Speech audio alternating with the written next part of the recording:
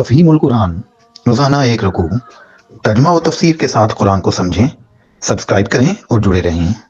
وَلَقَدْ بَوَّأْنَا بَنِي إِسْرَائِيلَ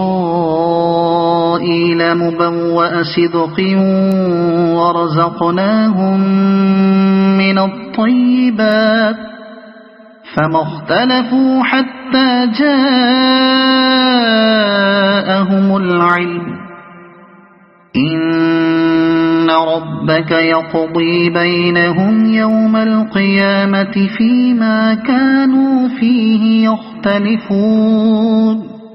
ہم نے بنی اسرائیل کو بہت اچھا ٹھکانہ دیا اور نہایت عمدہ وسائل زندگی انہیں عطا کیے، پھر انہوں نے باہم اختلاف نہیں کیا مگر اس وقت جبکہ علم ان کے پاس آ چکا تھا۔ یقیناً تیرا رب قیامت کے روز ان کے درمیان اس چیز کا فیصلہ کر دے گا جس میں وہ اختلاف کرتے رہے ہیں۔ بہت اچھا ٹھکانہ دیا، یعنی مصر سے نکلنے کے بعد ارض فلسطین، جبکہ علم ان کے پاس آ چکا تھا۔ مطلب یہ ہے کہ بعد میں انہوں نے اپنے دین میں جو تفرقے برپا کیے اور نئے نئے مذہب نکالے، اس کی وجہ یہ نہیں تھی کہ ان کو حقیقت کا علم نہیں دیا گیا تھا اور ناواقفیت کی بنا پر انہوں نے مجبوراً ایسا کیا، بلکہ فی الحقیقت یہ سب کچھ ان کے اپنے نفس کی شرارتوں کا نتیجہ تھا۔ خدا کی طرف سے تو انہیں واضح طور پر بتا دیا گیا تھا کہ دین حق یہ ہے، یہ اس کے اصول ہیں، یہ اس کے تقاضے اور مطالبے ہیں، یہ کفر و اسلام کی امتیازی حدود ہیں، اطاعت اس کو کہتے ہیں، معصیت اس کا نام ہے، ان چیزوں کی بازپرس خدا کے ہاں ہونی ہے، اور یہ وہ قواعد ہیں جن پر دنیا میں تمہاری زندگی قائم ہونی چاہیے۔ مگر ان صاف صاف ہدایتوں کے باوجود انہوں نے ایک دین کے 20 دین بنا ڈالے اور خدا کی دی ہوئی بنیادوں کو چھوڑ کر کچھ دوسری ہی بنیادوں پر اپنے مذہبی فرقوں کی عمارتیں کھڑی کر لیں۔ فَإِن كُنتَ فِي شَكٍّ مِّمَّا أَنزَلْنَا إِلَيْكَ فَاسْأَلِ الَّذِينَ يَقْرَؤُونَ الْكِتَابَ مِن قَبْلِكَ لقد جاءك الحق من ربك فلا تكونن من الممترين ولا تكونن من الذين كذبوا بآيات الله فتكون من الخاسرين۔ اب اگر تجھے اس ہدایت کی طرف سے کچھ بھی شک ہو جو ہم نے تجھ پر نازل کی ہے تو ان لوگوں سے پوچھ لے جو پہلے سے کتاب پڑھ رہے ہیں، فی الواقع یہ تیرے پاس حق ہی آیا ہے تیرے رب کی طرف سے، لہذا تو شک کرنے والوں میں سے نہ ہو اور ان لوگوں میں نہ شامل ہو جنہوں نے اللہ کی آیات کو جھٹلایا ہے، ورنہ تو نقصان اٹھانے والوں میں سے ہوگا۔ یہ خطاب بظاہر نبی صلی اللہ علیہ وسلم سے ہے، مگر دراصل بات ان لوگوں کو سنانی مقصود ہے جو آپ کی دعوت میں شک کر رہے تھے، اور اہل کتاب کا حوالہ اس لیے دیا گیا ہے کہ عرب کے عوام تو آسمانی کتابوں کے علم سے بے بہرہ تھے، ان کے لیے یہ آواز ایک نئی آواز تھی، مگر اہل کتاب کے علماء میں سے جو لوگ متدین اور منصف مزاج تھے وہ اس امر کی تصدیق کر سکتے تھے کہ جس چیز کی دعوت قرآن دے رہا ہے یہ وہی چیز ہے جس کی دعوت تمام پچھلے انبیاء دیتے رہے ہیں۔ ان الذين حقت عليهم كلمة ربك لا يؤمنون۔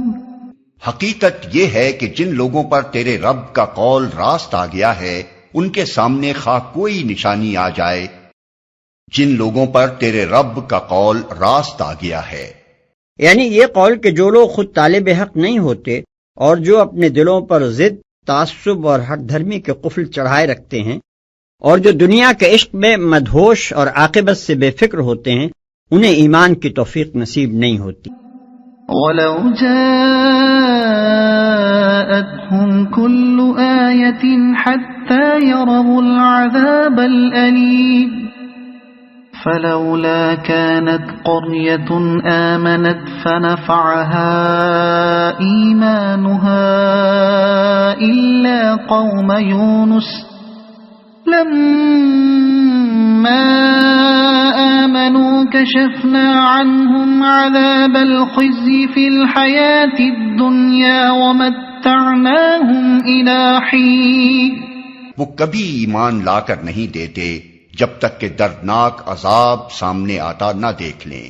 پھر کیا ایسی کوئی مثال ہے کہ ایک بستی عذاب دیکھ کر ایمان لائی ہو اور اس کا ایمان اس کے لیے نفع بخش ثابت ہوا ہو؟ یونس کی قوم کے سوا اس کی کوئی نظیر نہیں۔ وہ قوم جب ایمان لے آئی تھی تو البتہ ہم نے اس پر سے دنیا کی زندگی میں رسوائی کا عذاب ٹال دیا تھا اور اس کو ایک مدت تک زندگی سے بہرہ مند ہونے کا موقع دے دیا تھا۔ یونس کی قوم کے سوا یونس علیہ السلام جن کا نام بائبل میں یونا ہے اور جن کا زمانہ 860 سے 784 قبل مسیح کے درمیان بتایا جاتا ہے، اگرچہ اسرائیلی نبی تھے مگر ان کو اشور یعنی اسیریا والوں کی ہدایت کے لیے عراق بھیجا گیا تھا، اور اسی بنا پر اشوریوں کو یہاں قوم یونس کہا گیا ہے۔ اس قوم کا مرکز اس زمانے میں نینوا کا مشہور شہر تھا، جس کے وسیع کھنڈرات آج تک دریائے دجلہ کے مشرقی کنارے پر موجودہ شہر موصل کے عین مقابل پائے جاتے ہیں، اور اسی علاقے میں یونس نبی کے نام سے ایک مقام بھی موجود ہے۔ اس قوم کے عروج کا اندازہ اس سے ہو سکتا ہے کہ اس کا دارالسلطنت نینوا تقریباً 60 میل کے دور میں پھیلا ہوا تھا۔ رسوائی کا عذاب ٹال دیا تھا۔ قرآن میں اس قصے کی طرف 3 جگہ صرف اشارات کیے گئے ہیں، کوئی تفصیل نہیں دی گئی۔ ملاحظہ ہو سورہ انبیاء آیات 87-88، الصافات آیات 139-148، القلم آیات 48-50۔ اس لیے یقین کے ساتھ نہیں کہا جا سکتا کہ یہ قوم کن خاص وجوہ کی بنا پر خدا کے اس قانون سے مستثنیٰ کی گئی کہ عذاب کا فیصلہ ہو جانے کے بعد کسی کا ایمان اس کے لیے نافع نہیں ہوتا۔ بائبل میں یوناح کے نام سے جو مختصر سا صحیفہ ہے اس میں کچھ تفصیل تو ملتی ہے مگر وہ چندہ قابل اعتماد نہیں ہے، کیونکہ اول تو نہ وہ آسمانی صحیفہ ہے، نہ خود یونس علیہ السلام کا اپنا لکھا ہوا ہے، بلکہ ان کے 400-500 برس بعد کسی نامعلوم شخص نے اسے تاریخ یونس کے طور پر لکھ کر مجموعہ کتب مقدسہ میں شامل کر دیا ہے۔ دوسرے، اس میں بعض صریح محملات بھی پائے جاتے ہیں جو ماننے کے قابل نہیں ہیں، تاہم قرآن کے اشارات اور صحیفہ یونس کی تفصیلات پر غور کرنے سے وہی بات صحیح معلوم ہوتی ہے جو مفسرین قرآن نے بیان کی ہے کہ حضرت یونس علیہ السلام چونکہ عذاب کی اطلاع دینے کے بعد اللہ تعالیٰ کی اجازت کے بغیر اپنا مستقر چھوڑ کر چلے گئے تھے، اس لیے جب آثار عذاب دیکھ کر اشوریوں نے توبہ و استغفار کی تو اللہ تعالیٰ نے انہیں معاف کر دیا۔ قرآن مجید میں خدائی دستور کے جو اصول و کلیات بیان کیے گئے ہیں ان میں ایک مستقل دفعہ یہ بھی ہے کہ اللہ تعالیٰ کسی قوم کو اس وقت تک عذاب نہیں دیتا جب تک اس پر اپنی حجت پوری نہیں کر لیتا۔ پس جب نبی نے اس قوم کی مہلت کے آخری لمحے تک نصیحت کا سلسلہ جاری نہ رکھا اور اللہ کے مقرر کردہ وقت سے پہلے بطور خود ہی وہ ہجرت کر گیا تو اللہ تعالیٰ کے انصاف نے اس کی قوم کو عذاب دینا گوارا نہ کیا، کیونکہ اس پر اتمام حجت کی قانونی شرائط پوری نہیں ہوئی تھی۔ زندگی سے بہرہ مند ہونے کا موقع دے دیا تھا۔ جب یہ قوم ایمان لے آئی تو اس کی مہلت عمر میں اضافہ کر دیا گیا۔ بعد میں اس نے پھر خیال و عمل کی گمراہیاں اختیار کرنی شروع کر دیں۔ ناہوم نبی 720 تا 698 قبل مسیح نے اسے متنبع کیا مگر کوئی اثر نہ ہوا۔ پھر صفنیاہ نبی 640 تا 609 قبل مسیح نے اس کو آخری تنبیہ کی، وہ بھی کارگر نہ ہوئی۔ آخر کار 612 قبل مسیح کے لگ بھگ زمانے میں اللہ تعالیٰ نے میڈیا والوں کو اس پر مسلط کر دیا۔ میڈیا کا بادشاہ بابل والوں کی مدد سے اشور کے علاقے پر چڑھ آیا۔ اشوری فوج شکست کھا کر نینوا میں محصور ہو گئی۔ کچھ مدت تک اس نے سخت مقابلہ کیا، پھر دجلے کی طغیانی نے فصیل شہر توڑ دی اور حملہ آور اندر گھس گئے۔ پورا شہر جلا کر خاک سیاہ کر دیا گیا۔ گرد و پیش کے علاقے کا بھی یہی حشر ہوا۔ اشور کا بادشاہ خود اپنے محل میں آگ لگا کر جل مرا اور اس کے ساتھ ہی اشوری سلطنت اور تہذیب بھی ہمیشہ کے لیے ختم ہو گئی۔ زمانہ حال میں آثار قدیمہ کی جو کھدائیاں اس علاقے میں ہوئی ہیں ان میں آتش زدگی کے نشانات کثرت سے پائے جاتے ہیں۔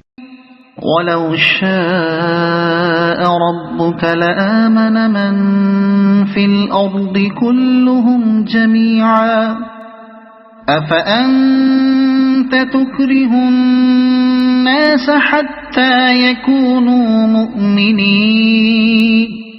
اگر تیرے رب کی مشیت یہ ہوتی کہ زمین میں سب مومن و فرما بردار ہی ہوں تو سارے اہل زمین ایمان لے آئے ہوتے، پھر کیا تو لوگوں کو مجبور کرے گا کہ وہ مومن ہو جائیں؟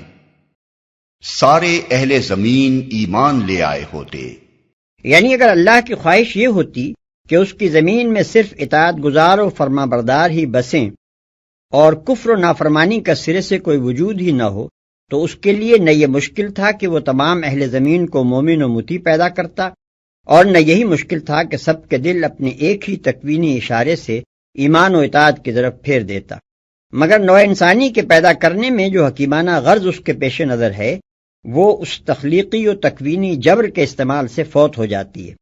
اس لیے اللہ تعالیٰ خود ہی انسانوں کو ایمان لانے یا نہ لانے اور اطاعت اختیار کرنے یا نہ کرنے میں آزاد رکھنا چاہتا ہے۔ لوگوں کو مجبور کرے گا کہ وہ مومن ہو جائیں۔ اس کا یہ مطلب نہیں ہے کہ نبی صلی اللہ علیہ وسلم لوگوں کو زبردستی مومن بنانا چاہتے تھے اور اللہ تعالیٰ آپ کو ایسا کرنے سے روک رہا تھا۔ دراصل اس فقرے میں وہی انداز بیان اختیار کیا گیا ہے جو قرآن میں بکثرت مقامات پر ہمیں ملتا ہے کہ خطاب بظاہر تو نبی صلی اللہ علیہ وسلم سے ہوتا ہے، مگر اصل میں لوگوں کو وہ بات سنانی مقصود ہوتی ہے جو نبی کو خطاب کر کے فرمائی جاتی ہے۔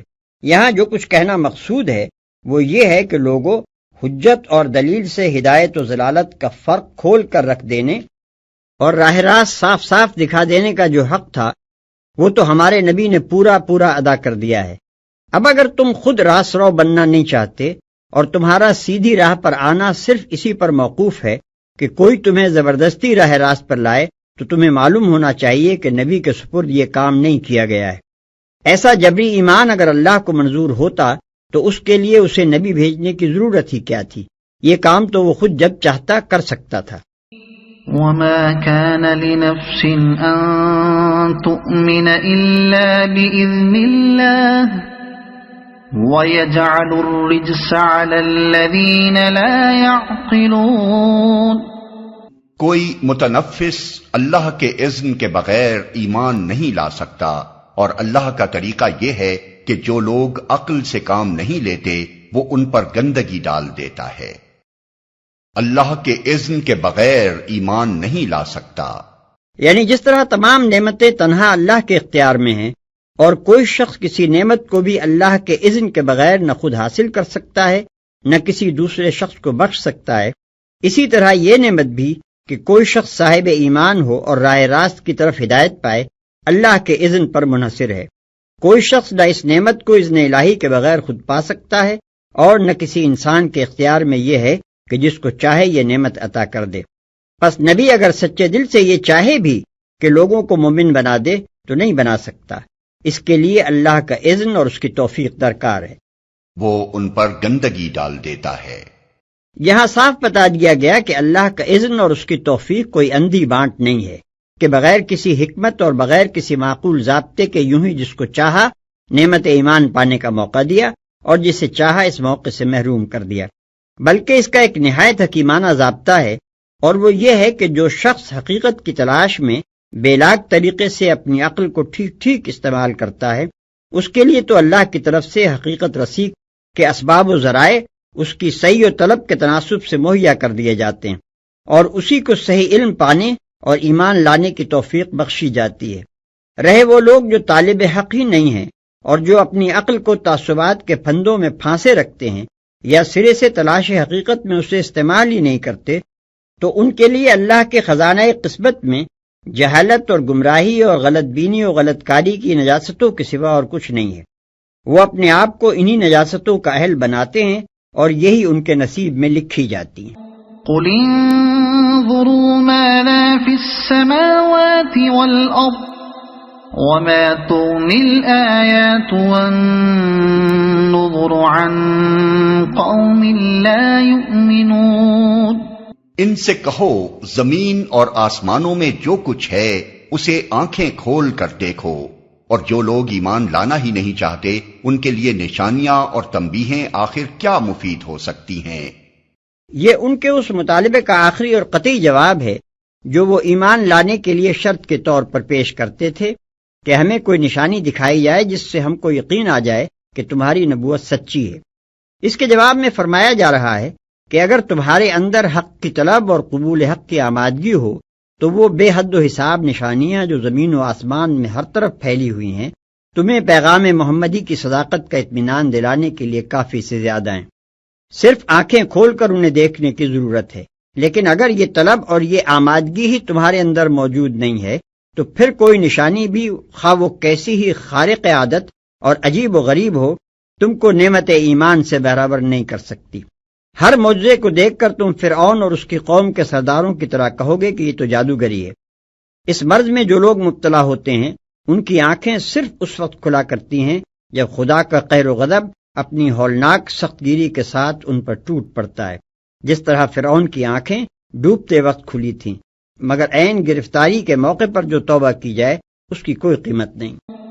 فَهَلْ يَنتَظِرُونَ إِلَّا مِثْلَ أَيَّامِ الَّذِينَ خَلَوْا مِن قَبْلِهِمْ قُلْ فَانتَظِرُوا إِنِّي مَعَكُم مِّنَ الْمُنتَظِرِينَ ثُمَّ نُنَجِّي رُسُلَنَا وَالَّذِينَ آمَنُوا كَذَلِكَ حَقًّا عَلَيْنَا نُنجِي الْمُؤْمِنِينَ۔ اب یہ لوگ اس کے سوا اور کس چیز کے منتظر ہیں کہ وہی برے دن دیکھیں جو ان سے پہلے گزرے ہوئے لوگ دیکھ چکے ہیں۔ ان سے کہو اچھا انتظار کرو، میں بھی تمہارے ساتھ انتظار کرتا ہوں۔ پھر جب ایسا وقت آتا ہے تو ہم اپنے رسولوں کو اور ان لوگوں کو بچا لیا کرتے ہیں جو ایمان لائے ہوں۔ ہمارا یہی طریقہ ہے، ہم پر یہ حق ہے کہ مومنوں کو بچا لیں۔ اگر آپ کو یہ ویڈیو پسند آئی ہو تو اسے لائک کریں، دوسروں تک پہنچانے کے لیے شیئر کریں، اور مزید ایسی ہی معلوماتی ویڈیوز کے لیے ہمارے چینل عبد المالک ہاشمی کو سبسکرائب ضرور کریں۔ نئی اپڈیٹس کے لیے بیل آئیکن دبائیں تاکہ آپ کو ہماری ہر نئی ویڈیو بر وقت مل سکے۔ آپ کی حوصلہ افزائی ہمیں مزید بہترین مواد بنانے میں مدد دے گی۔ شکریہ۔